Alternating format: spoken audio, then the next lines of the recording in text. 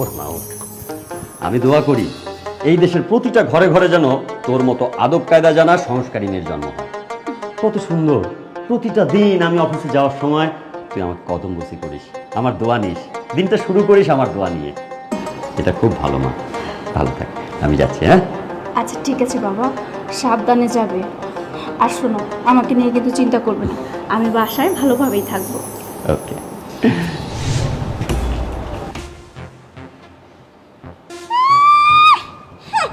ভালো মেয়ে। আরে বাবা, তুমি এখনো বুঝতেছো না, আমি তো ভালো মেয়ে হওয়ার নাটক করতেছি। আর এই নাটক করে যে আমার কতটা উপকার হবে সেটা তো তুমি আর জানো না, আর জানার দরকারও নেই। তুমি যতটা অবুঝ থাকবে ততটা আমার জন্যই সুবিধা হবে।